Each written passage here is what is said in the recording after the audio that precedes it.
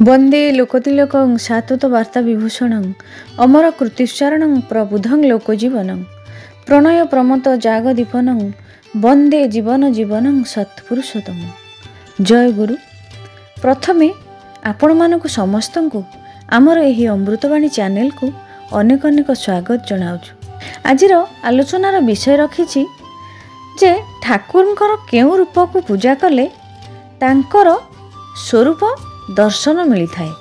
श्री श्री ठाकुर को शेष प्रश्न कौन पचरा जाइथिला आउ तांकर शेष उत्तर कौन थिला। भिडियोटी देखिबा पूर्वरु आपण जदि एई चैनल रे नुआ अछंती तेबे चैनल टी को सब्सक्राइब करने को विनम्र अनुरोध। श्री श्री ठाकुर को तांको जीवन काल मध्यरे अनेक प्रश्न पचरा जाइथिला। तांकर लीला पार्षद माने आउ अनेक अनेक भक्त माने तांकर जीवनर समस्यावली पाई आउ संसारर मंगल पाई हेउ अनेक प्रश्न पचारती। अनेक समस्यार समाधान श्री श्री ठाकुरंकर उत्तर माध्यम रे होई थाए। से सब प्रश्न उत्तर सबु आलोचना प्रसंग दीप रखी सत्यानुसरण आदि विभिन्न पवित्र ग्रंथावली रे मध्य लिपिबद्ध होई रहिछि, जहाकु कि अनुसरण करी मनुष्य जीवनर अति जटिल रु जटिल परिस्थितिर मध्य समाधान करा जाई पारुछि। श्री श्री ठाकुर को शेष प्रश्न कौन थिला आउ सेही प्रश्न किए करिथिले आसंतु जानिबा। श्री श्री ठाकुरंकर अति प्रिय शिष्य बहुमान्य थिले श्री पंचानन सरकारदा।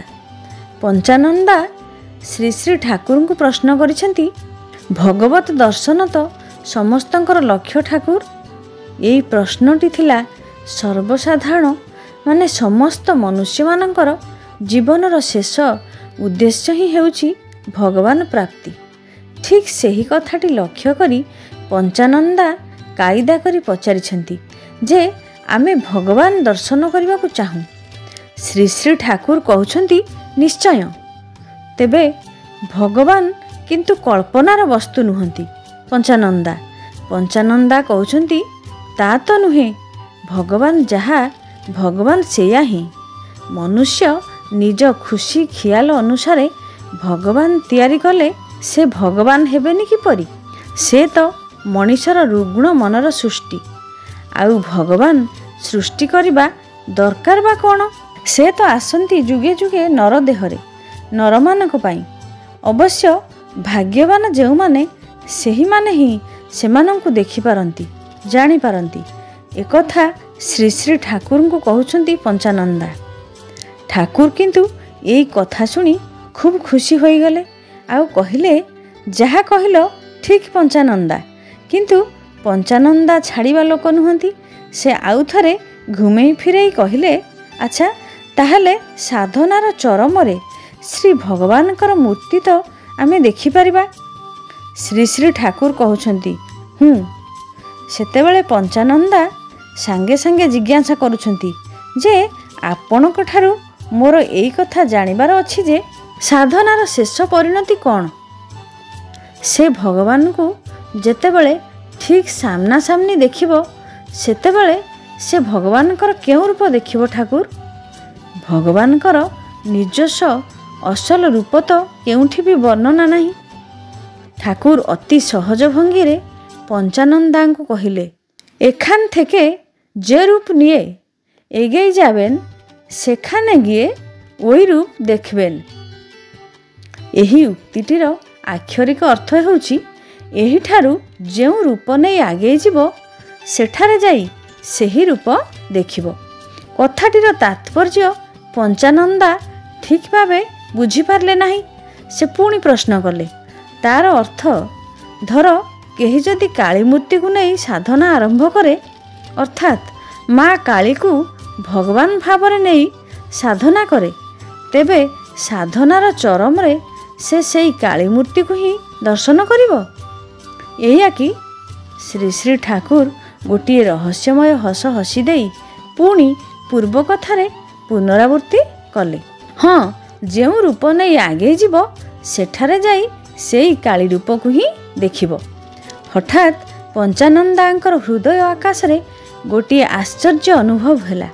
ଓ ତାହେଲେ ଏଠାରେ ଯେଉଁ ରୂପ ନେଇ ଆଗେଇ ଯିବ, ମାନେ ଆମେ ଯେଉଁ ରୂପ ଧରି ଆଗେଇଛୁ, ଏଇ ରୂପ ହେଉଛନ୍ତି ତାର ଚରମ ରୂପ କି ଠାକୁର?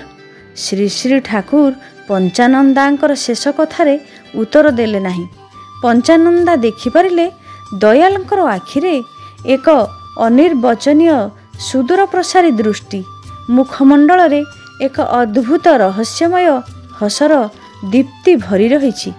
ପଞ୍ଚାନନ୍ଦା କହିଲେ, ମନୁଷ୍ୟର ଶେଷ ପ୍ରଶ୍ନର ଶେଷ ଉତ୍ତରଟି ମନୁଷ୍ୟ ପାଇଗଲା।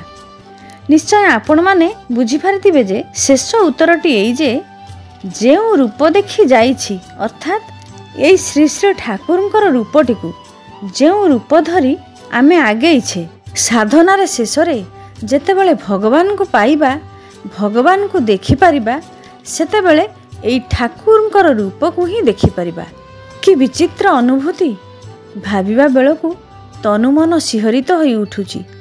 ପଞ୍ଚାନନ୍ଦାଙ୍କ ମାଧ୍ୟମରେ ଶ୍ରୀ ଶ୍ରୀ ଠାକୁର ତାଙ୍କ ଭକ୍ତମାନଙ୍କୁ ବୁଝାଇଦେଲେ, ଭକ୍ତମାନଙ୍କ ନିକଟରେ ସ୍ୱୀକାର କଲେ।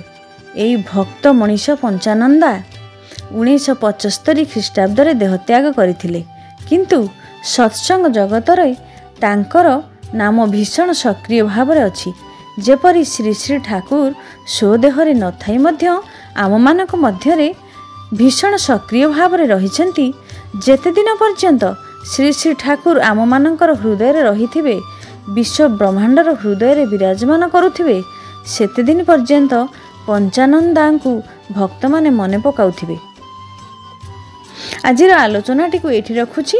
ଶେଷରେ ଦୟାଲଙ୍କ ଚରଣରେ ସମସ୍ତଙ୍କର ପଞ୍ଚମହାବିଧ ଜୀବନର ମଙ୍ଗଳ କାମନା କରି ରହୁଛି। ଜୟ ଗୁରୁ।